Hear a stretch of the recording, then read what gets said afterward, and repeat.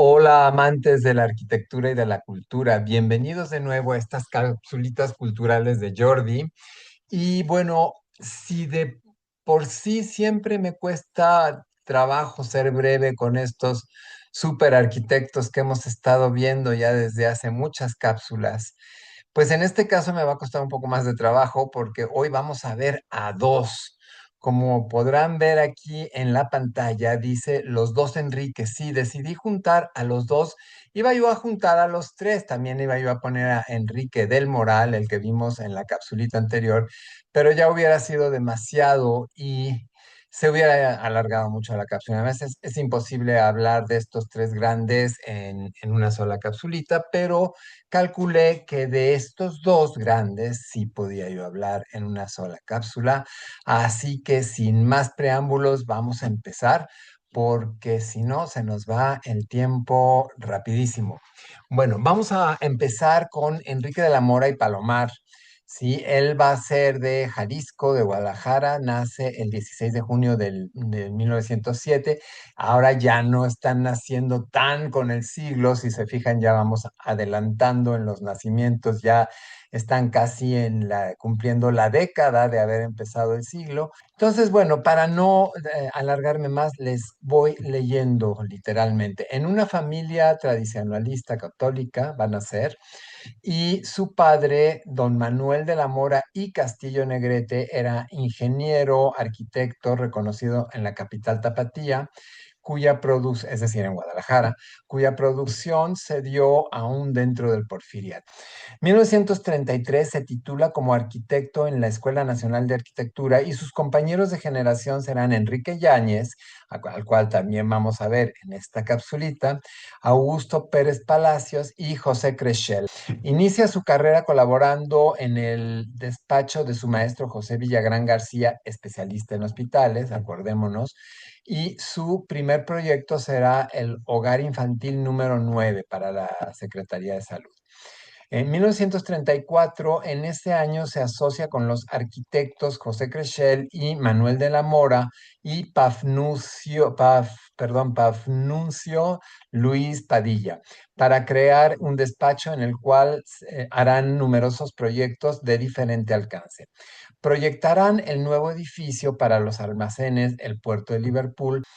Bueno, en el 40 inicia una etapa de 2 décadas en que harán sus proyectos más representativos, entre ellos la Parroquia de la Purísima Concepción en Monterrey, y en esa época se incorpora al despacho el arquitecto Fernando López Carmona, quien aportará sus conocimientos de geometría espacial y resistencia de materiales para realizar audaces proyectos, también en cooperación con el arquitecto español Félix Candela.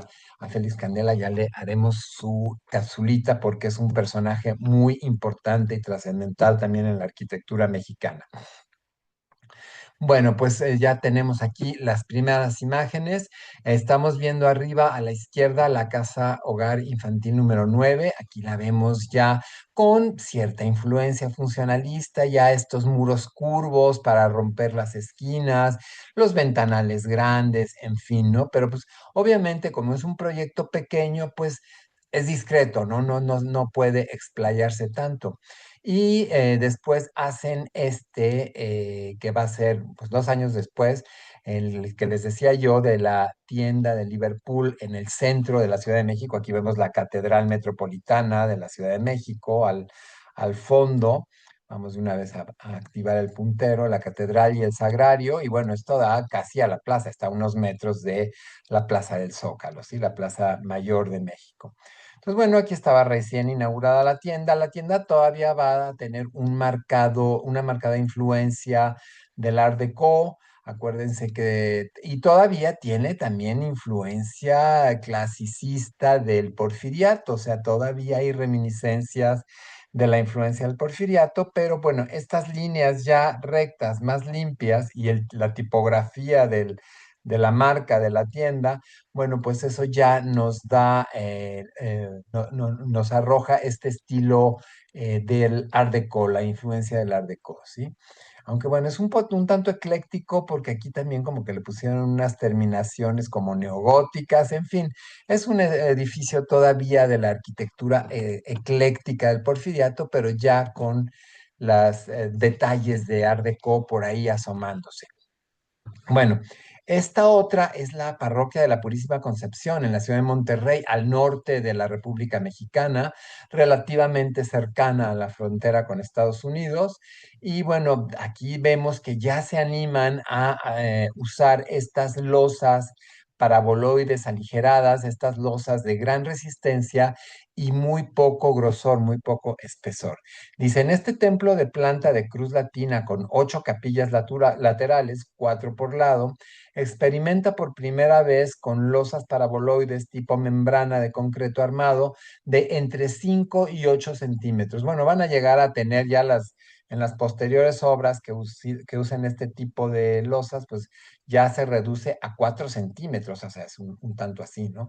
Y realmente que 4 centímetros soporten, además esos claros tan grandes, estos espacios entre columnas tan grandes, que realmente estas estructuras no tienen columnas.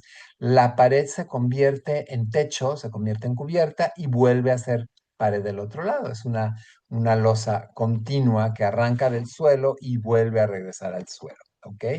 Y bueno, con estos vitrales ya muy modernistas, bueno, pues este ya es un proyectazo ya de arquitectura moderna, de la arquitectura contemporánea de aquella época, donde pues era totalmente innovador. Todavía se seguían haciendo iglesias en neogótico y en neoclásico. Entonces, bueno, esto obviamente va a estar de dar alaridos porque va a levantar muchos comentarios a favor y muchos en contra. La gente pues conservadora, clasicista, pues va a decir que eso es una defecio, que mejor lo tiren, pero pues es totalmente innovador, no solamente desde el punto de vista estético, sino desde el punto de vista estructural. Y aquí vemos el altar pues enmarcado con este otro vitral y estos vitrales pues dan un efecto de entrada de luz, hacen que a ciertas horas del día pues entre la luz con todos los colores que componen estos vitrales, ¿sí? Bueno, vamos más deprisa. Por ahí tiene el campanario muy sencillito, con sus líneas que recuerdan mucho el Streamline Modern que se estaba usando mucho en Estados Unidos todavía. Pues ahí tenemos también la influencia del Streamline Modern, que ya lo hemos comentado en otras capsulitas. Y bueno, parte de la estructura de la entrada es esta estructura de concreto en forma de cruz, donde aprovecharon para poner una escultura modernista de Jesucristo con sus 12 apóstoles aquí abajo. Ahora sí, continuamos, que hay mucho que ver y no quiero alargarme demasiado. También va a colaborar, lo van a llamar, ¿se acuerdan de este superproyecto que vimos en la capsulita pasada, el superproyecto de Ciudad Universitaria, al sur de la Ciudad de México, que inició si mal no recuerdo, en el 48 y va a terminar los últimos edificios, bueno, va a ser continuo, o sea, hasta la actualidad se siguen haciendo edificios en ese conjunto, pero bueno, digamos, la primera etapa se termina en el 52. Entonces, aquí tenemos, dice, conjunto de edificios de estilo racional funcionalista internacional, donde se combinará la arquitectura, la pintura, la escultura y otras artes. Sí, ya habíamos hablado de esto, que no solamente se invitó a arquitectos, sino que también se invitó a escultores, pintores, etcétera, ¿no? Muralistas, aquí tenemos la Biblioteca Central, ya la habíamos visto también en la capsulita de Juan O'Gorman, vimos fantástico mural de 4.000 metros cuadrados de Juan O'Gorman.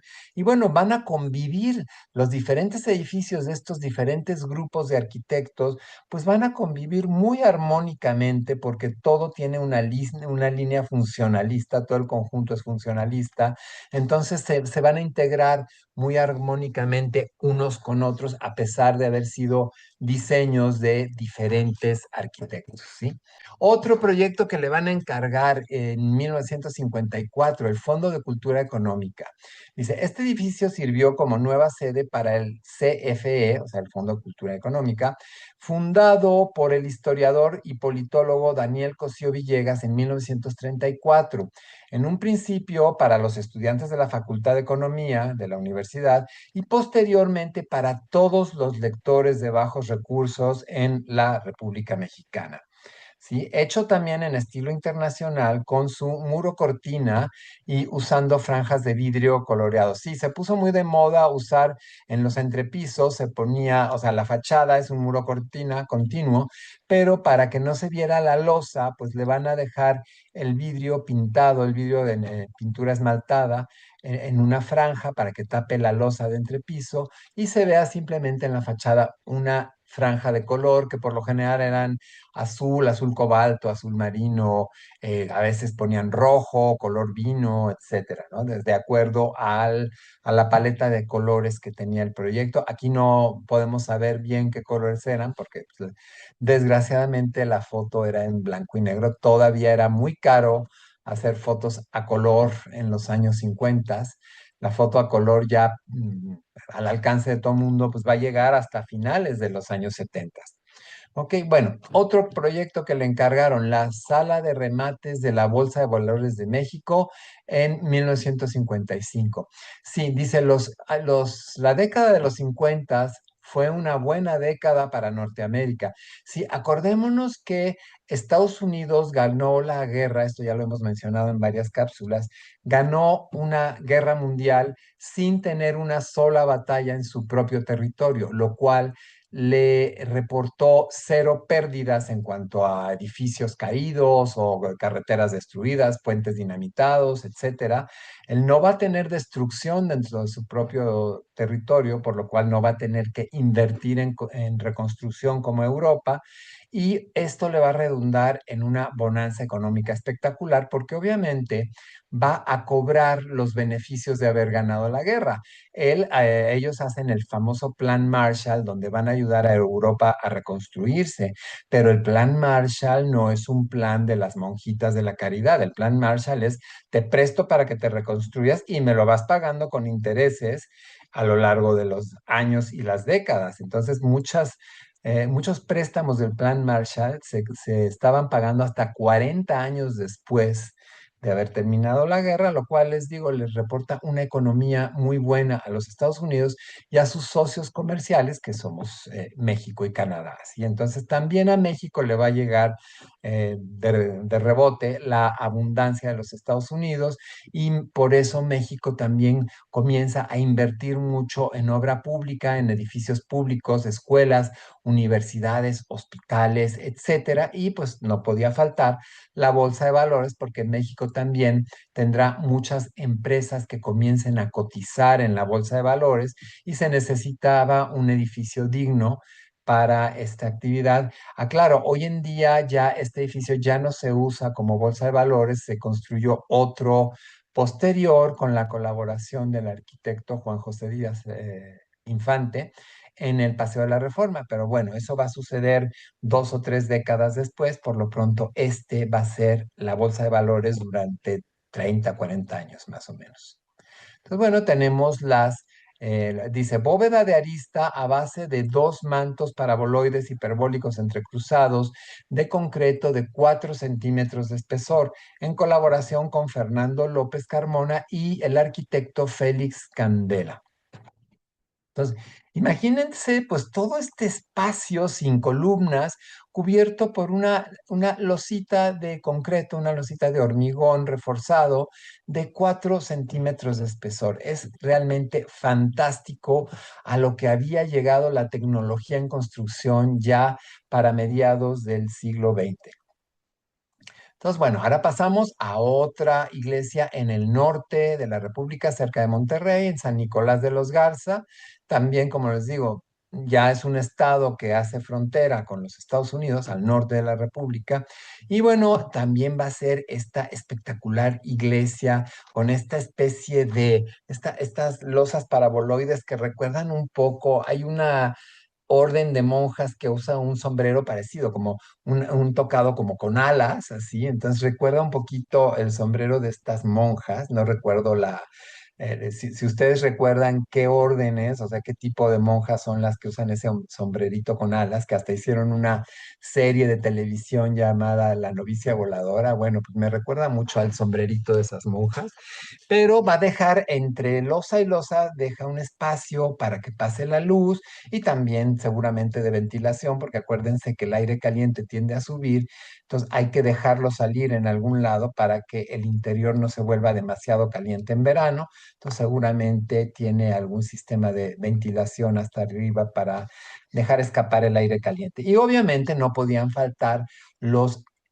hermosísimos vitrales que van a dar este aspecto tan mágico. Bueno, lo leo para no alargarme.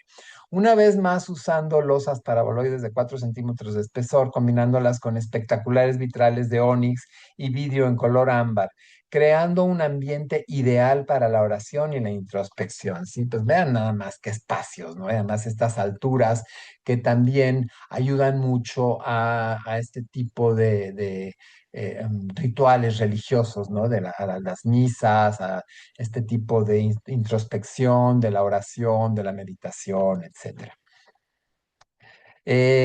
Capilla de San José del Altillo en Coyoacán. Aquí ya nos vamos otra vez a Ciudad de México, al sur de la Ciudad de México.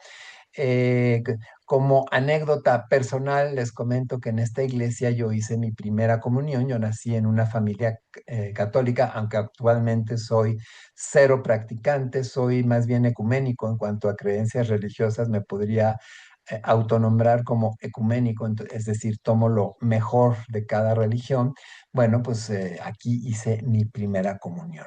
Entonces, igual tenemos esta super losa paraboloide aligerada, cubriendo todo este espacio sin una sola columna, como podrán ver. Estas bancas que ustedes ven están a los lados del altar. Esto no es para los feligreses que vienen a misa. Aquí es donde se sienta el coro. O sea, el coro canta aquí enfrente, debajo de este modernísimo vitral.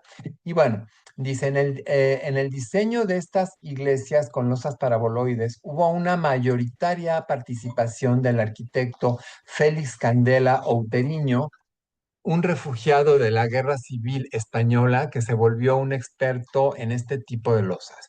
Estamos muy próximos a hacer su capsulita, así que no se la pierdan. Entonces ya la tendremos muy pronto. Vamos a pasar a la siguiente diapositiva, a la siguiente imagen.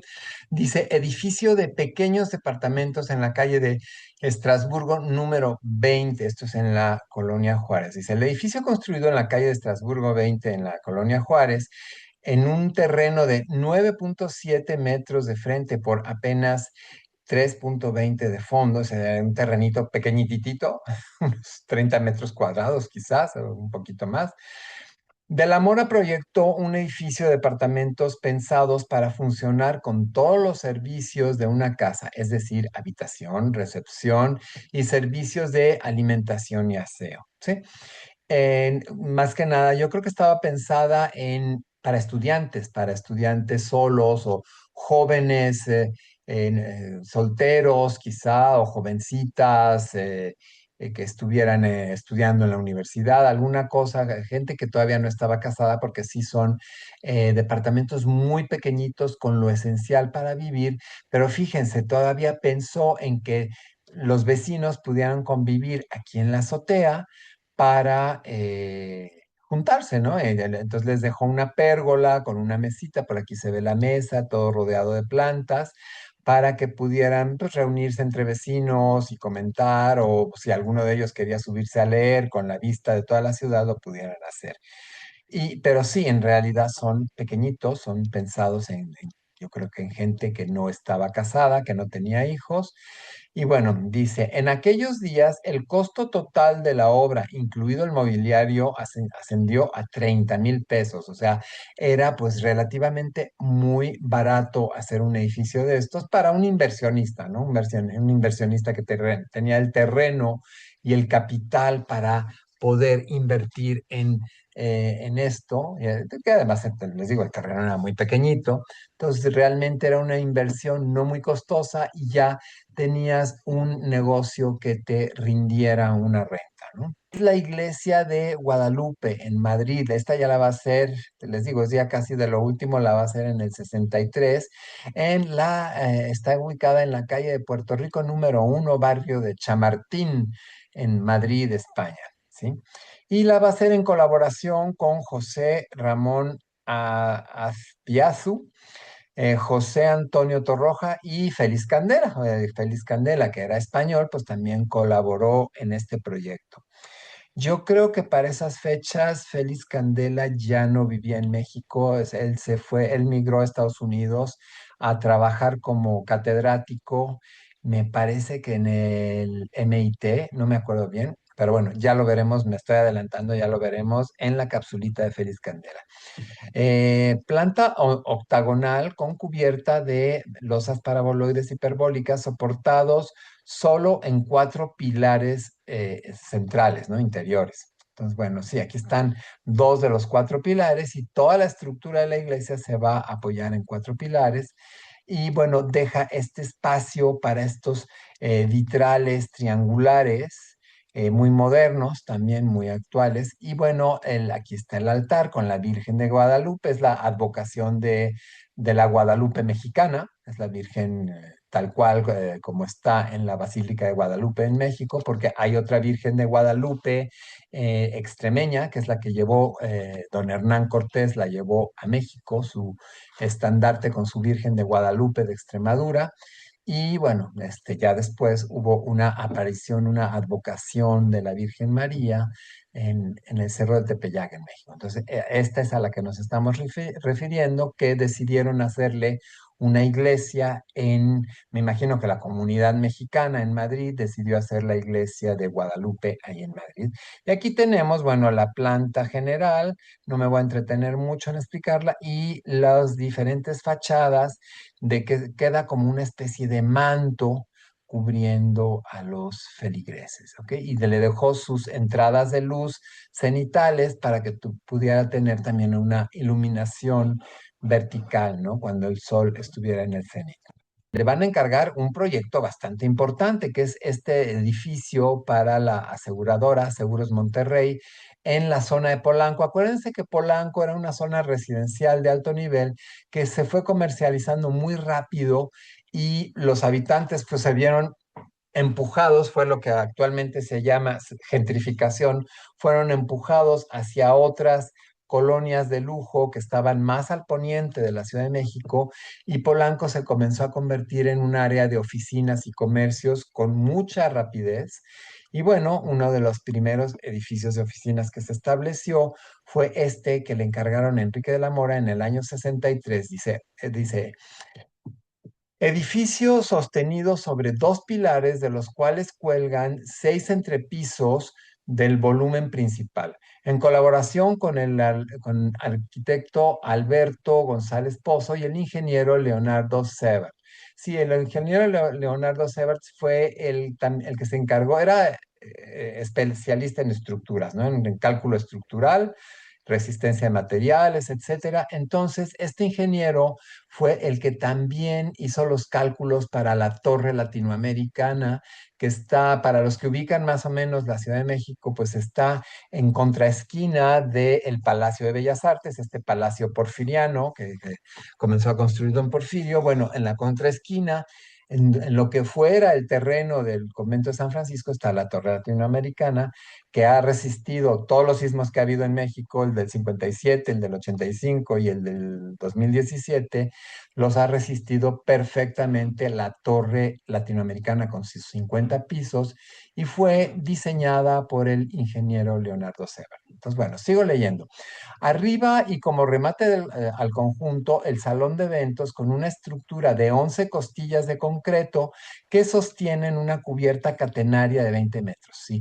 Estas son las 11 costillas, estas que les estoy señalando aquí. O sea, hasta arriba decidieron dejar un salón de eventos para conferencias, para reuniones, para inclusive bailes de fin de año de la compañía, etcétera. Pues dejaron este espacio muy grande, sin columnas, no hay columnas intermedias, y lo cubrieron con una losa en forma como de lona, como de tienda de campaña, que se llama estructura catenaria. Para los que ubican la arquitectura en la Ciudad de México, es el mismo sistema que se empleó en la alberca olímpica de los Juegos Olímpicos de 1968. La alberca olímpica, su cubierta está hecha en el mismo sistema, es una cubierta catenaria. En la fotografía tomada durante la construcción puede verse la estructura de un par de soportes de concreto armado que albergan elevadores y escaleras. Y estas dos columnotas, estas dos estructuras cúbicas de concreto armado que se ven aquí, bueno, se ven más claramente aquí. Esta es una, luego viene este hueco y esta es la otra. Esta es la de los ascensores o elevadores y esta es la de las escaleras y servicios, ¿sí?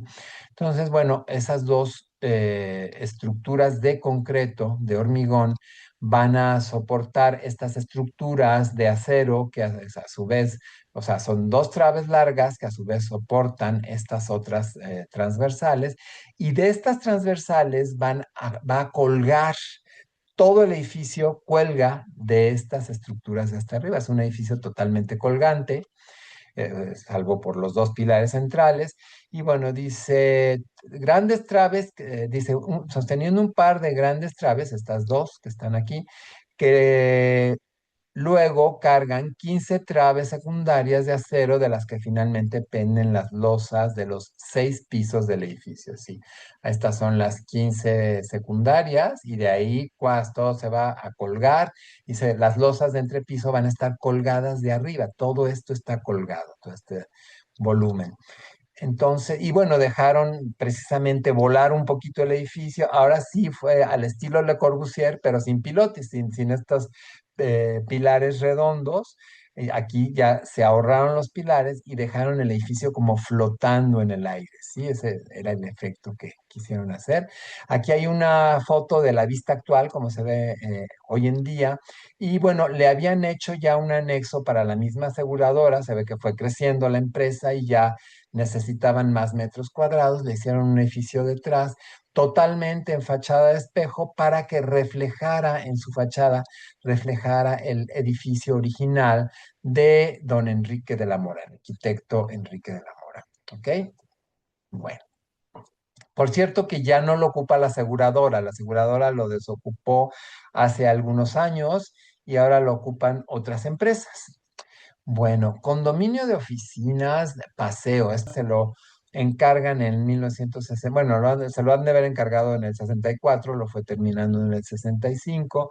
Dice, este edificio racionalista funcionalista se caracteriza por un exoesqueleto portante, lo opuesto al muro cortina. Sí, hasta ahora los edificios funcionalistas se trataba de que el muro cortina estaba por fuera de la estructura, como este que tengo atrás de mí. Este no sé si alcanzan a ver aquí por detrás de mí, así, aquí, esto. Esto es un muro cortina porque no se ve la estructura, se ve solamente la ventanería y la estructura que hay detrás. Bueno, esto es lo opuesto. Aquí decidió el arquitecto sacar la estructura. ¿Para qué? Para hacer más metros cuadrados rentables para la oficina. Se lo sigo leyendo porque lo pone aquí mismo. Lo opuesto del muro cortina. La intención era dejar la máxima área rentable posible, justo lo que persigue la planta libre del funcionalismo. Sí, la planta libre habla de una planta sin columnas para ya sea para oficinas o para cierto tipo de usos, de manera que conforme las necesidades de la empresa van cambiando, cambia la estructura, el organigrama de las gerencias, de las direcciones de la empresa, se pueden ir haciendo modificaciones aquí en lo que es la planta, hacer más cubículos o menos cubículos, o de 3 cubículos unirlos y convertirlos en una sala de reuniones. Bueno, eso se llama planta libre, donde puedes hacer pequeñas paredes de lo que aquí le llamamos tabla roca, no sé si en Europa también le llamen así, y que son divisiones de mamparas que se pueden quitar fácilmente, se pueden mover con mucha facilidad. Entonces, eso es lo que se conoce como planta libre, una planta libre de columnas que nos permite ir haciendo cambios dentro del espacio, ¿sí? Entonces dice, las circulaciones verticales y los baños y los ductos de la infraestructura fueron arrimados al fondo de la fachada noroeste.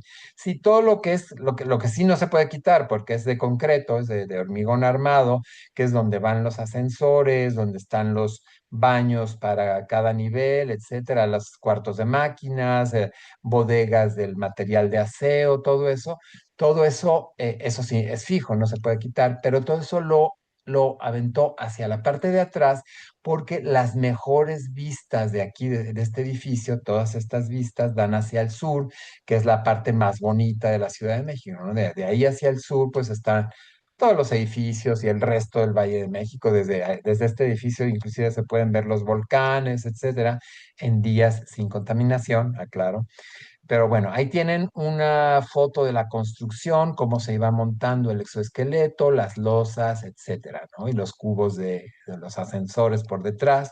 ¿Sabes? Esta estructura de patrón romboidal sirve como parasol para reducir el asoleamiento y el consiguiente gasto por concepto de aire acondicionado. Sí, al nosotros tener esto por fuera, esto va a servir un poco para filtrar el asoleamiento, reducir la temperatura interior del edificio y hacer que el aire acondicionado sea eficiente, que gaste menos energía, ¿sí? O sea, va a estar trabajando menos el aire acondicionado y por lo tanto va a haber un ahorro en cuanto a energía eléctrica. Esta es la fachada posterior del edificio, que pues como da hacia el norte no era tan importante, entonces pues ahí dejaron las ventanas de los diferentes baños y almacenes de mantenimiento, etcétera. Y bueno, vamos avanzando. El edificio para la delegación Venustiano Carranza. En la Ciudad de México, los diferentes, digamos, barrios, está dividida políticamente para administrarlo. El Distrito Federal se dividió en delegaciones. Entonces, una de las delegaciones es la Venustiano Carranza y necesitaban un edificio nuevo para la delegación. Sería como el equivalente de las alcaldías, ¿no? En otros países. Bueno, pues necesitaban un edificio nuevo, se lo encargaron a Enrique de la Mora, este ya lo hizo en combinación con otros arquitectos, dice, uno de los últimos trabajos del arquitecto de la Mora, hecho en colaboración con el arquitecto Juan José Díaz Infante, que es el que les digo que va a ser la segunda bolsa de valores, ya lo veremos en su momento, ya le haremos su capsulita, y junto con Eduardo Echeverría Robleto. Entonces, bueno, aquí tenemos la planta general, va a tener un patio, una especie de claustro central, cubierto con un domo en forma curva, bueno, una estructura cubierta de domos más pequeños, de domos de acrílico, y va a a tener esta forma, ¿no? Aquí tenemos un corte del edificio, va a estar a medios niveles también.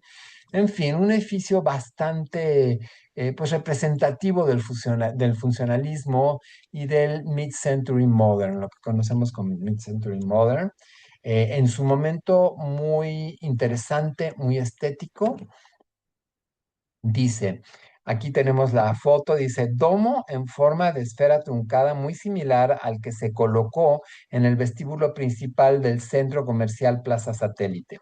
Lamentablemente, el edificio, víctima de la insensibilidad e ignorancia de los sucesivos ocupantes, de sus sucesivos ocupantes, ha sido espantosamente mutilado y transformado.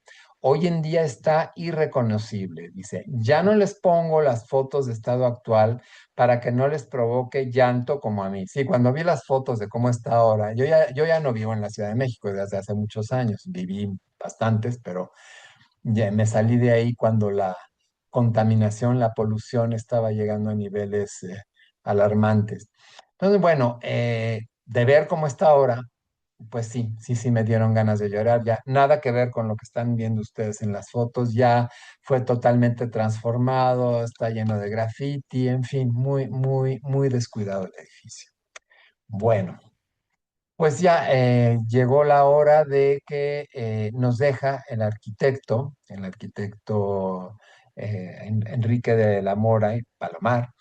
Y bueno, dice aquí, los restos del arquitecto mexicano Enrique de la Mora y Palomar descansan en el Panteón de Mezquitán, ubicado en la ciudad de Guadalajara, Jalisco. Sus restos fueron trasladados a este lugar para reposar junto a los de su esposa, Enriqueta Palomar y Vizcarra. Entonces, bueno, aquí ya tenemos que murió el 9 de mayo del 78 a los 70 años, o sea, pues fue bastante prolífico. Y bueno, hacemos ahora este cambio al otro Enrique. Acuérdense que esta capsulita era de dos Enriques, entonces vamos con el otro. Aquí le puse el arquitecto hospitalario porque pues lo más que le van a encargar a este arquitecto son hospitales, se va a volver un experto en hospitales.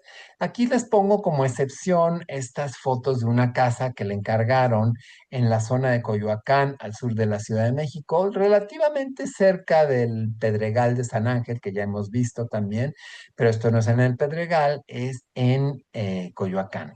Se la encargó en el 57, el año del primer temblor fuerte en la Ciudad de México, el primer terremoto. Sus cronologías, bueno, van a ser un año después que el otro Enrique, van a ser en 1908 en la Ciudad de México. Se va a graduar como arquitecto en la Escuela Nacional de Arquitectura, que aún se encontraba en la planta alta de la Academia de San Carlos. Su tesis profesional será acerca del edificio para el Sindicato Mexicano de Electricistas. Luego ya para el 36 va a realizar el Centro Escolar San Cosme, hoy secundaria anexa a la Normal Superior de Maestros. También en el 36 va a realizar un edificio de departamentos en la Avenida Insurgente Centro 419. Luego viene a partir de 1940, fue el profesor de distintas materias dentro de la carrera de arquitectura en planteles como la Universidad eh, Autónoma Metropolitana en Azcapotzalco, la Facultad de Arquitectura de la UNAM, ya cuando se ubicaron en Ciudad Universitaria, y en la Escuela Superior de Ingeniería y Arquitectura del Instituto Politécnico Nacional. Si él va a dar arquitectura en diferentes universidades, la mayoría de las que les acabo de mencionar son universidades públicas, universidades del Estado, él va a dar clases en todas estas instituciones. Bueno, uno de los primeros proyectos que va a hacer es el edificio de departamentos en Avenida Insurgente Centro.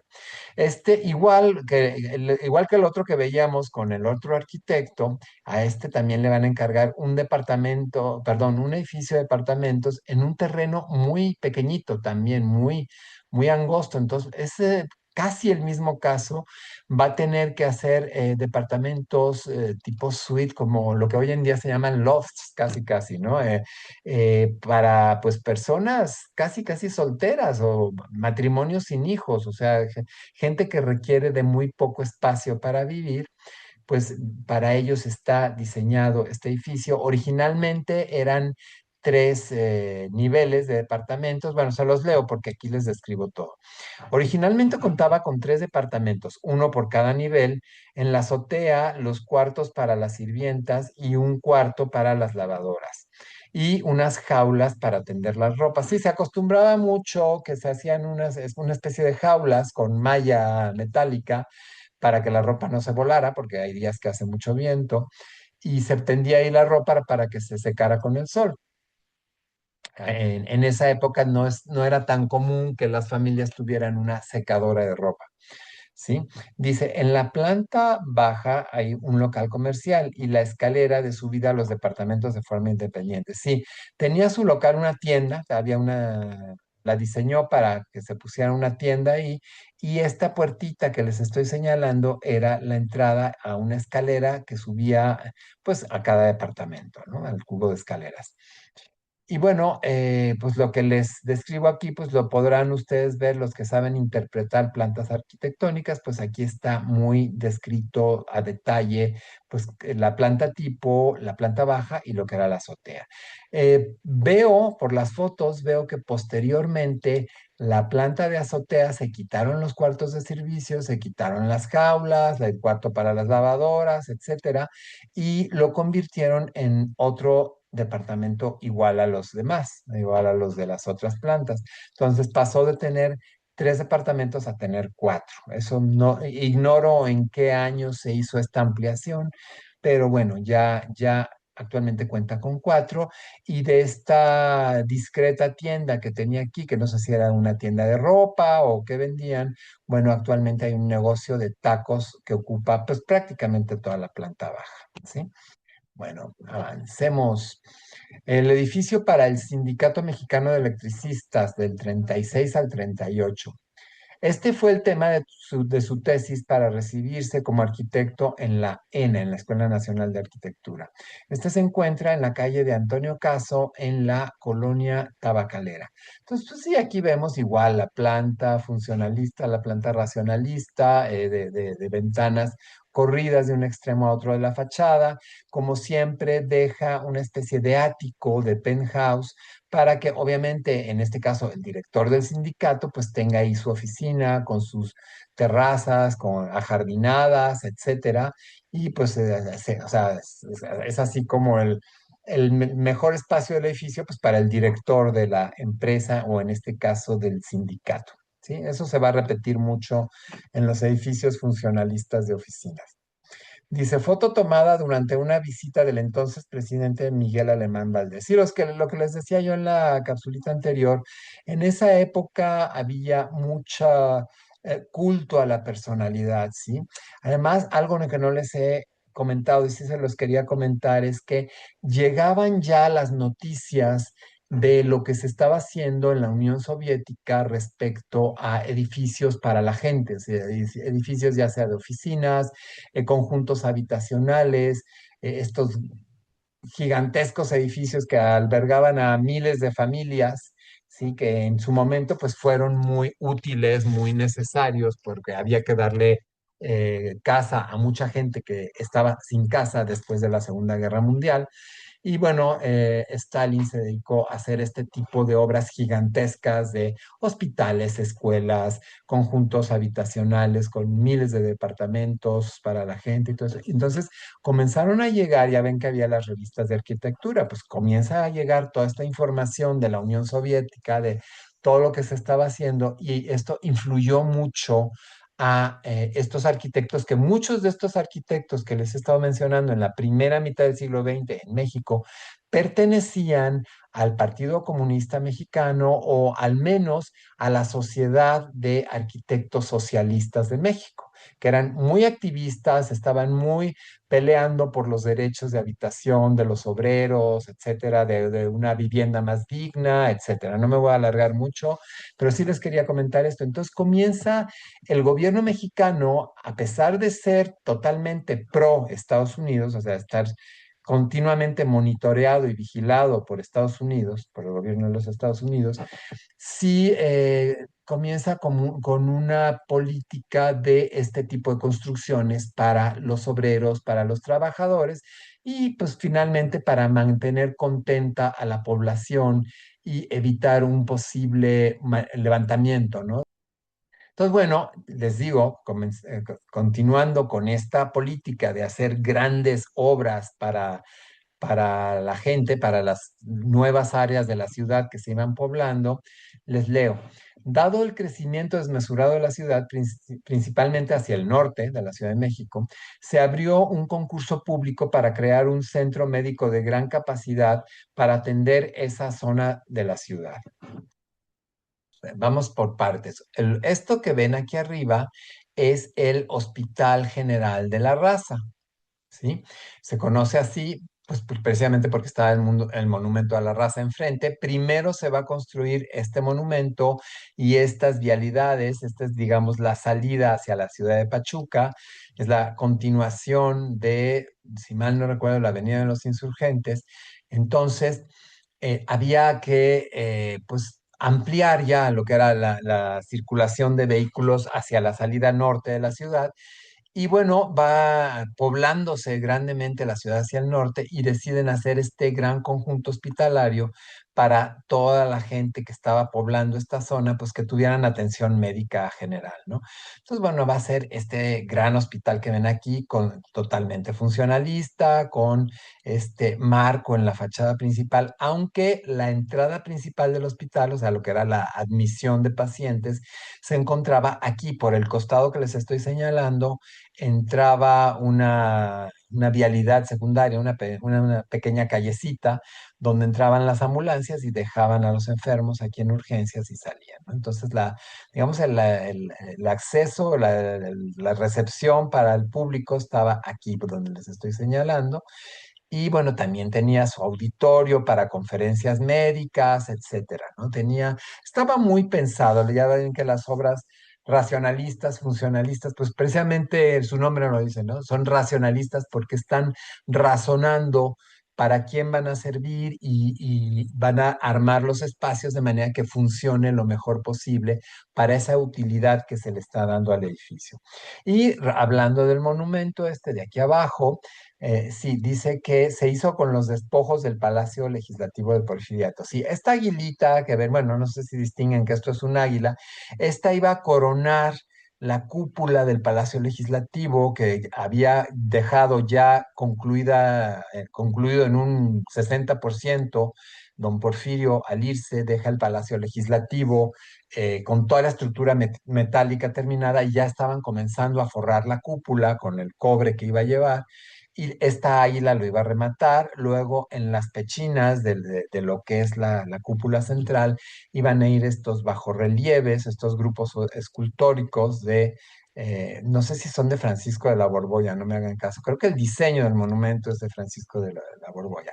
Y luego lo único que le agregaron al momento de hacer este monumento es estos bajorrelieves en cantera que son hechos por el arquitecto Lelo de Larrea. ¿Ok? Entonces, bueno, lo hicieron muy hermoso con sus fuentes, etcétera, y después, poquito después, se inicia la construcción del hospital. Aquí tenemos unas vistas aéreas de, bueno, cuando tomaron el terreno que ya estaba el monumento a la raza, todavía pues era una avenida nada más que se abría y salía hacia el norte, hacia la ciudad de Pachuca, y bueno, aprovecharon este terreno que estaba disponible y ya aquí se ve ya construido el conjunto del Hospital de la Raza. Como ven, pues les digo, hasta en planta se ve que es muy funcionalista y esta es la pequeña calle que les digo donde entra la ambulancia, deja al enfermo y sale. ¿Sí? Ya tiene su carril de entrada, su carril de salida y su área de entrada para los peatones. Todas estas áreas oscuras que les estoy señalando son jardines, son áreas con césped, con pasto, árboles, plantas con flores y bueno, muchas de ellas actualmente han sido sustituidas por edificios, o sea, el hospital fue quedando pequeño, entonces le tuvieron que ir haciendo agregados y más agregados y más agregados. Entonces, pues casi todo lo que eran áreas ajardinadas para hermosear el hospital y para que los enfermos tuvieran un área verde al asomarse por la ventana de sus habitaciones, bueno, pues todo eso ya desapareció, ya está lleno de edificios, aprovecharon todos los huequitos para meter más edificios. De hecho, esta entrada tan agradable con sus jardines y sus fuentes, ya esto es otro edificio actualmente, ya pegaron un edificio con otro. Dice, el diseño funcionalista y la influencia de la Bauhaus se notan hasta en la planta general del centro hospitalario construido en una zona rural que se poblaba rápidamente. Sí, aquí ya en la foto general, pues vemos como ya el monumento a la raza ya se rodea de una glorieta más amplia, una rotonda, para poder comunicar las diferentes avenidas que confluían hacia esta rotonda, ¿no? Y todavía todavía había varios canales, varios ríos que ya habían sido canalizados, pero que circulaban todavía a cielo abierto. Pues aquí tenemos un río todavía circulando, que ese río ya actualmente está subterráneo, está entubado. Otra foto del hospital. Dice, arriba vemos el costado sureste del edificio que daba al monumento a la raza y las vías rápidas recién creadas. A la derecha, la entrada principal del hospital con las muy modernas ambulancias recién adquiridas. Sí, pues aquí está lo que les decía, ¿no? la entrada general del edificio, la entrada principal, y las ambulancias hay formaditas, recién adquiridas, muy modernas para ese momento. Y bueno, ahí tenemos cómo se veía el hospital en aquella época. El conjunto no tardó mucho en sufrir continuas modificaciones que no han parado hasta el día de hoy. Esto debido al constante aumento de la población por atender. Sí, les digo, el hospital fue quedando insuficiente y entonces le tuvieron que agregar y agregar y agregar más edificios. Lo mismo pasó con varios hospitales que vamos a ver. Pero bueno, esto ya es un ejemplo de cómo el arquitecto Enrique Yáñez, pues le fueron encargando, debido a su experiencia en hospitales, le fueron encargando proyectos más importantes de hospitales. Posteriormente, entre el 54 y el 61, se va a construir el Centro Médico Nacional. Aquí también vemos unas imágenes aéreas para que se den una idea de también de las dimensiones de estos proyectos, ¿no? O sea, no era cualquier cosa, eran varias hectáreas donde había que colocar edificios con las diferentes especialidades médicas. Aquí estaba a mitad de la construcción, aquí todavía no hacían la unidad de congresos, que es este edificio redondo, ¿no? Aquí pues estaba apenas en los cimientos, algunos ya estaban llegando a su altura total, pero aquí estaba, digamos, a mitad de la construcción y aquí está ya pues terminándose, ¿no? En las últimas etapas. Todavía en esta foto alcanzamos a ver el hospital infantil, el que hizo el arquitecto Villagrán. ¿Se acuerdan cuando vimos la capsulita de Villagrán? Que vimos el hospital infantil donde lo ayudó a construir, a supervisar la obra, el arquitecto Max Cheto. Bueno, pues aquí todavía se ve, ese lo demolieron cuando hicieron este conjunto ya para los años 60. Otro conjunto de dimensiones monumentales, casi tanto como la de Ciudad Universitaria. En este caso también se invitó a varios arquitectos renombrados a colaborar con los diferentes edificios especializados. Sí, fue el mismo criterio que Ciudad Universitaria, van a participar muchos arquitectos importantes y muchos escultores y pintores que van a dejar sus obras ahí plasmadas. Sí, entonces, bueno, entre otros tenemos que hasta arriba del hospital de oncología, del hospital dedicado a enfermos con cáncer, pues van a llamar al escultor Francisco Zúñiga para que en lo que es el remate del cubo donde van los ascensores y las escaleras, siempre queda como un cubo hasta arriba del edificio. Entonces este cubo lo van a forrar con una escultura en cantera hecha por Francisco Zúñiga, cuyo tema es precisamente la investigación sobre el cáncer, pero con motivos muy prehispánicos, ¿no? Con una iconografía totalmente prehispánica mezclada con elementos nuevos de la investigación médica, ¿sí? Se van a tener esta dualidad de cuestiones prehispánicas y cuestiones de la medicina contemporánea para ese momento, ¿no?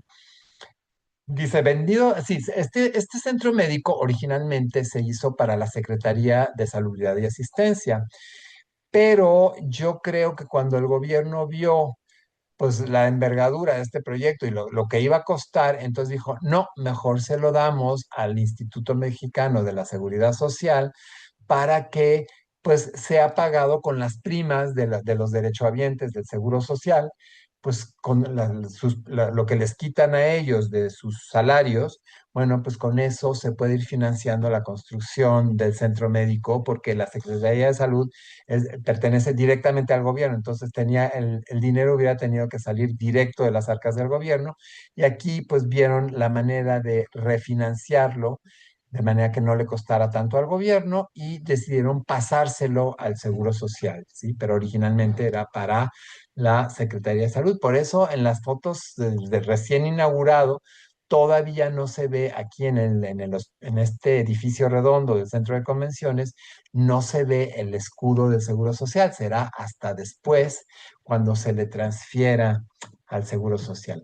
Aquí vemos los diferentes edificios de especialidades. Muchos de ellos tenían fachadas funcionalistas con muro cortina de vidrio y elevados sobre pilotis. Sí, pues lo de siempre, ¿no? Lo que hemos visto ya en capsulitas de esta época que estaba tan de moda el funcionalismo, los muros cortina, la estructura portante del edificio oculta detrás de la fachada y bueno, muchas veces estos mezanines, estas franjas en planta baja que estaban soportados sobre pilotes, ¿ok? Dice, a la izquierda, aulas clínicas de enseñanza para estudiantes de medicina. Sí, estos son aulas donde se pone un quirófano al frente y pues los estudiantes están como si fuera un pequeño teatro, oyendo las explicaciones del maestro doctor que en ese momento está operando a un paciente y él va explicando lo que está haciendo, ¿no? Entonces ahí se sentaban los estudiantes, por eso tienen esta inclinación, esta pendiente, para que las gradas quedaran inclinadas y todos pudieran tener contacto visual con lo que estaba haciendo el maestro, ¿sí? Y por fuera, pues como quedaban estas fachadas así hacia el exterior de estas aulas, pues decidieron, y además era una fachada cerrada, no podía tener ventanas, entonces decidieron encargársela al maestro José Chávez Morado para que hiciera su mural que se titula Medicina en la Historia de México. Entonces este es un mural en relieve, en un bajo relieve, en diferentes piedras, diferentes canteras de diferentes colores, como lo haría Juan O'Gorman en la Biblioteca de México. ¿Se acuerdan? En la Biblioteca de la Ciudad Universitaria, que también va a usar piedras traídas de diferentes partes de la República Mexicana, cuyos colores naturales pues varían del verde al rosa, al gris, al amarillo, etcétera. Ok, dice a la izquierda el Hospital General, hoy Clínica de Especialidades, y a la derecha el Hospital de Oncología. Sí, este hospital, el de Oncología, aquí casi no se alcanza a ver porque da al otro lado, pero el cubo de elevadores es el que tiene el mural de cantera de Francisco Zúñiga. Más que mural es como una escultura, porque ya es muy tridimensional, digamos. Edificios administrativos diseñados por Enrique Yáñez. Y Enrique Yáñez, aparte de diseñar todo el acomodo de edificios del conjunto, toda la planta general, va a quedarse con la construcción de estos dos, de los edificios administrativos. Uno de ellos, me parece que es este azul, hubo que demolerlo, no es cierto, es sí, el azul hubo que demolerlo cuando el terremoto de 1985, no sé si ya lo puse por aquí, ya se los comenté, pero en el 85 hubo un terremoto muy fuerte en Ciudad de México y muchos edificios del centro médico quedaron muy deteriorados, ¿sí? Dice abajo el Auditorio de Congresos Médicos del arquitecto José Villagrán. Este edificio redondo, este edificio cilíndrico, se le dio al arquitecto José Villagrán, que también tenía mucha experiencia en hospitales, y los edificios administrativos a Enrique Yáñez de la Fuente, ¿sí? Pero lo que les decía, resultaron dañados muchos de estos edificios en el terremoto de 85. Algunos hubo que derribarlos, otros hubo que reforzarlos. Ahora se los voy a explicar. Y bueno, ahí tenemos un mural en una de las partes internas del centro médico hecho por don David Alfaro Siqueiros, uno de los tres muralistas más famosos que tuvo México en esa época. Y bueno, ya terminamos con el centro médico. Nada más les comento, antes de pasar a la casa del arquitecto, les comento que hoy en día también el centro médico está irreconocible en muchos de sus edificios porque a los que no tiraron, a los que hubo que reforzar, pues se les cambió la fachada, ahora casi todo es concreto, gris, concreto, se perdieron los colores, se perdieron estas franjas que se ven aquí, en fin, sí, sí hubo mucha pérdida en cuanto al diseño original. Lo mismo que le pasó a un conjunto habitacional que ya veremos también, que es el conjunto de Tlatelolco, pues desgraciadamente las fachadas originales pues se tuvieron que modificar para no demolerlos, para no derribar estos edificios, se les pusieron unas muletas, lo que yo les llamo muletas de hormigón, de concreto, y pues ya la intención de diseño original se perdió. Ahora sí, pasemos a la casa del arquitecto, que también, como siempre les comento yo, pues todos los arquitectos tenemos la gran ilusión de hacernos nuestra casa y entonces él pudo hacérsela justo en el año del terremoto, en el año del 57, en el Pedregal de San Ángel, este que ya hemos venido mencionando en las últimas capsulitas. Ya no voy a repetir lo que ya dije del Pedregal, nada más les recuerdo que hay mucha lava, lava volcánica que aquí vemos, y que las casas del Pedregal se hacían pues tratando de respetar lo más posible la lava, o sea, tratar de no quitar la lava, sino construir sobre y alrededor de la lava para que la lava formara parte integral de la construcción, tan integral que aquí vemos esta foto con un desayunador de la casa donde la pared es la lava natural que había en el terreno, nada más le pusieron su techo de hormigón, la losa de concreto, y ya, pero, bueno, y diseñaron los muebles para que se adaptaran a la forma de la lava, ¿verdad?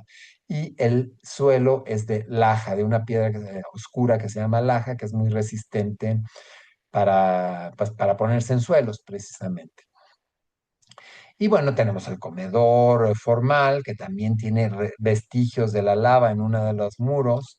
En fin, te les digo, es una casa. Y además, en esa época, como les dije en otras cápsulas, los arquitectos de este periodo usaban arquitectura muy moderna, pero le ponían símbolos sacados de la cultura maya, la cultura olmeca, la cultura mexica, y le ponían reminiscencias prehispánicas como remates para mexicanizar la arquitectura funcional, la arquitectura racional, ¿sí?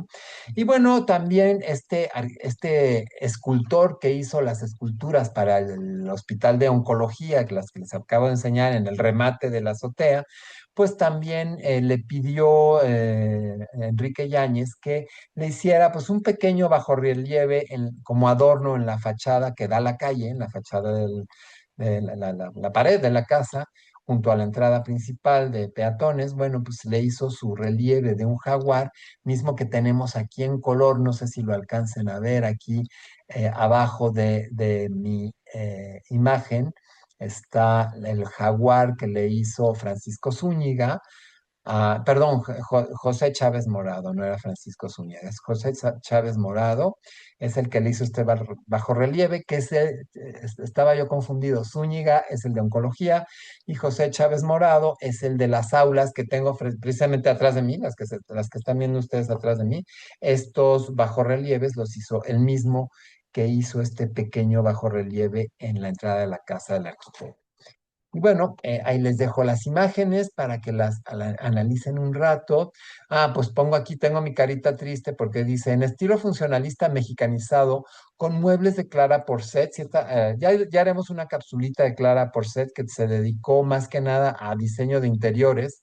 Era una arquitecta, pero se dedicó al diseño de interiores y era muy llamada por los arquitectos de la época, era muy solicitada.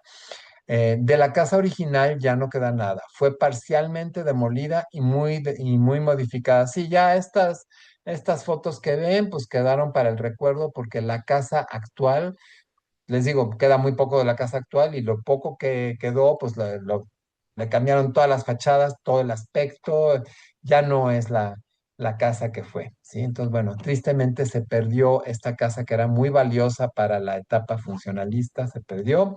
Lo mismo le va a pasar a este hospital que estamos viendo ahora en pantalla, el Hospital de Ginecobstetricia del IMSS, en Tlatelolco, en el 64. También hubo un sismo muy fuerte en el 85 que lo va a dañar. Lo voy a leer mejor para no desviarme. Muchos edificios emblemáticos de los años 50 y 60, aunque no se cayeron con el sismo del 85, sí quedaron dañados y hubo que ponerles muletas de concreto o forrarlos con una nueva fachada más resistente, por lo general de concreto, en hormigón armado, con lo cual no solo perdieron su personalidad, sino que quedaron irreconocibles. Igual este hospital, ni les pongo las fotos actuales, nada que ver, o sea, le quitaron toda la fachada, le pusieron otra mucho más fea y simple, luego caen en el abandono, algunos ya están llenos de grafiti, todos abandonados, con gente invadiendo adentro, con lo que en España llaman ocupas. Bueno, pues estos edificios no se salvaron de eso y muchos pues están actualmente ocupados por invasores, por gente que invadió los espacios y pues tanto que los gobiernos están pensando en demolerlos definitivamente. Es muy triste, pero así fue. Bueno, pasando a cosas más alegres, les recuerdo aquellos pocos que no se hayan suscrito aún, suscribirse a mi canal, con eso me ayudan mucho a continuar haciendo estos videos y a ustedes no les lleva más que unos cuantos segundos. Y también no olviden darle clic a la manita hacia arriba para indicar que les gustó este video. Entonces, bueno, continuemos, porque ya nos falta muy poquito, ya estamos a punto de terminar la capsulita. Dice, el Hospital Regional Adolfo López Mateos, hecho en Coyoacán y es de 1967. Otro caso de un edificio con exoesqueleto, como el condominio de oficinas de Paseo de la Reforma del arquitecto de la Mora. Este tipo de estructura tiene varias utilidades, perdón. Aprovechar mejor el espacio útil por planta sirve de parasol, haciendo más eficientes los sistemas de aire acondicionado, como les expliqué hace rato, y es muy resistente en caso de sismos. Y estas formas triangulares son súper resistentes a los movimientos horizontales, oscilatorios, de los terremotos. ¿Sí? Entonces, ayuda mucho a mantener rígido el edificio, a mantenerlo fuerte ante un terremoto. Ya no quise ponerla otra vez. Desgraciadamente la carita triste la tuve que repetir en todas estas imágenes porque pocos hospitales se han librado de permanecer así de hermosos como se veían en las fotos. Dice, ya no quise poner la foto actual porque está para llorar. Dice, todas las áreas verdes del diseño original han sido invadidas por edificios añadidos tipo pegote, destrozando por completo la intención original de diseño. Sí, estas cosas tan hermosas que se ven aquí, estas soluciones estéticas, estas mesitas que sacaron junto al jardín para que la cafetería del hospital, pues los que fueran a la cafetería pudieran sentarse en las mesas de la terraza junto al césped, junto a las áreas verdes, a disfrutar un rato del exterior. No, ya no hay tal. Todo lo que ustedes ven con plantas, con césped, con pasto, con flores. Todo eso que ustedes vean en esta foto ya no existe, ya son edificios pegados unos contra otros, añadidos al hospital, pero muy mal añadidos. Y bueno, tristemente, por lo mismo, ¿no? De que la población se duplicó en toda la zona y estos hospitales que estaban calculados para sobrar, pues resulta que al final acabaron con espacio faltante y tuvieron que ampliarse para donde pudieron y pues ya están, los diseños originales están totalmente destruidos y abandonados, ¿sí? O sea, ya irreconocibles. La palabra es irreconocibles, es muy triste, pero pues, así es esto de pues los gobiernos posteriores. Estos gobiernos todavía, como les digo, contaban con mucho dinero en los 50, 60, por todo el dinero que entró de la venta de petróleo. O sea, Estados Unidos fue nuestro principal cliente de petróleo durante la Segunda Guerra. Toda la armada norteamericana funcionaba con gasolina mexicana, o sea, todos los tanques, barcos, etcétera, se movían con gasolina y diésel, lo que en Europa le llaman gasoil, pues todo provenía del petróleo mexicano. Imagínense los ingresos que tenía en ese momento el gobierno, cosa que ha cambiado mucho. Entonces, bueno, los gobiernos de aquella época se podían dar el lujo de hacer estos superproyectos. Había mucha abundancia económica en ese momento. Bueno, para los que quieren más o menos ubicar este edificio, está al sur de la Ciudad de México, en Avenida Universidad, casi esquina con Río Miscuac, en el sur. Hizo también varios en provincia, nos vamos ya más rapidín. El Hospital General de Tampico, Tamaulipas, esto está pues cerca, relativamente cerca de la frontera con Estados Unidos, con Texas. La frontera más cercana con Estados Unidos es la ciudad de Matamoros, que colinda con la ciudad de Brownsville, en Texas. ¿Sí? Es lo más al sur que hay, digamos, de la frontera de Estados Unidos. Un diseño totalmente mid-century modern que no le pide nada a los diseños que se estaban haciendo por esas fechas en los Estados Unidos y Europa. Ejemplo de lo que se puede lograr cuando el presupuesto asignado llega a su destino. Sí, son dos cosas. Había abundancia en esas épocas y también había menos corrupción. O sea, los presupuestos que el Congreso asignaba para un proyecto, para un hospital, para una escuela, para una universidad, para escuelas rurales, etcétera, ese dinero asignado llegaba pues prácticamente en su totalidad, quizás en el camino se perdía un 10%, pero llegaba en su totalidad a los proyectos que lo necesitaban. Hoy en día yo creo que el porcentaje se ha invertido. Si llega un 10% al destino para el que fue creado el proyecto, pues yo creo que es ya es ganancia. En fin, entonces, bueno, vean qué hospitalazo, o sea, está tan agradable esta fachada, estaba yo contemplándola mientras preparaba las imágenes que yo decía, bueno, es que esto más que un hospital parece un hotel de aquella época, un hotel de lujo en Acapulco, en Cancún, en Puerto Vallarta, pues esto podría tomarse como un hotel de lujo de aquella época.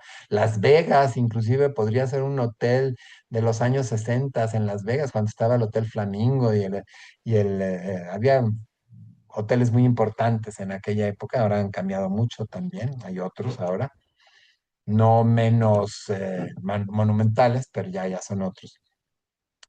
Otro hospital, pues este sí prácticamente está en la frontera con los Estados Unidos, en la frontera con la ciudad de El Paso, Texas, está el Hospital General del Iste en Ciudad Juárez, Chihuahua, ¿sí? Este está haciendo frontera ya con los Estados Unidos. Dice, vean el manejo de la luz poniente a través de las celosías, nos recuerda un poco el estilo de Luis Barragán. Si vean estas celosías tan interesantes que hizo el arquitecto, y cómo reflejan la luz del sol en el pasillo, cómo filtran la luz del sol.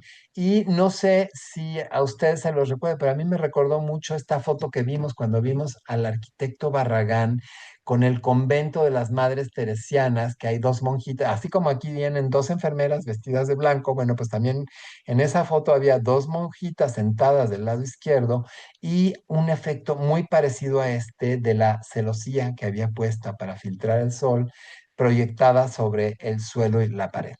Los pasillos internos, todos con jardines interiores, a cubiertos, a libre, protegidos de la lluvia y por lo tanto con clima de invernadero que hacía que las plantas se dieran súper exuberantes aún en el invierno. Diseño con gran ritmo y movimiento, además de una ligereza visual. Contaba el arquitecto en una entrevista que muchos arquitectos norteamericanos venían a ver sus hospitales fronterizos para tomar nota e inspirarse para sus propios proyectos dentro de los Estados Unidos. Entonces, imagínense que estos proyectos eran tan modernos, tan innovadores, que había arquitectos de Estados Unidos, arquitectos americanos, gringos, como les decimos nosotros, que venían a tomar nota de estos hospitales, ¿sí? Creo que fue una época muy bonita para la arquitectura de México. Bueno, ya no me alargo más. Creo que este fue el último que le encargaron a él, a Enrique Yáñez, el Instituto Mexicano del Petróleo, Avenida de los 100 Metros. Sí, él, al tener esta experiencia diseñando conjuntos hospitalarios, pues también se va a convertir un poco en un urbanista, o sea, él tiene que diseñar las diferentes calles internas del conjunto, las circulaciones para peatones, la infraestructura con la que va a alimentar a cada uno de los edificios, ¿sí? Electricidad, telefonía, en el caso de hospitales inclusive hay gases, o sea, se manejan tuberías de oxígeno, eh, lo que hay hoy en día en los edificios inteligentes, hay que hacer tuberías para el internet, para Bluetooth, para una serie de instalaciones de edificios automáticos e inteligentes que antes no se usaba. Entonces, sí se convertían en urbanistas, tenían que pensar en la infraestructura con la cual iban a funcionar todos los edificios del conjunto. Entonces ya no me alargo, vean también esta, pues la arquitectura, ¿no? Esta ya raya un poquito en lo posmodernista, esta arquitectura, pero pues, muy, muy creativa, la famosa vitricota que se usaba en las paredes, estos tabiques de vidriados a altas temperaturas en el horno para que reflejaran la luz del día y se les daba también un color diferente según la producción de tabique, pues, y según la elección del arquitecto, ¿no? Él decidía qué color de tabique quería.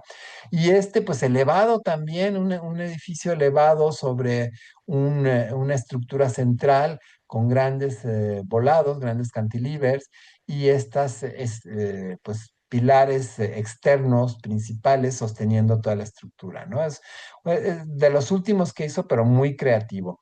A la izquierda tenemos la torre de oficinas administrativas, arriba los laboratorios que ya se pueden considerar dentro del estilo Googie. Si esto me recuerda mucho a lo que vimos en la capsulita de la arquitectura Googie, es muy del estilo Googie, muy mid-century modern. ¿Sí? Y a la derecha, la nave de talleres para la prueba de maquinaria, ¿sí? Pues, es lo que les decía del funcionamiento, del funcionalismo, perdón, que la misma estructura puede convertirse en adorno, o sea, el funcionalismo rechaza los adornos sobrepuestos, pero acepta que la misma estructura, lo que está cargando al edificio, se convierta en un adorno, ¿no?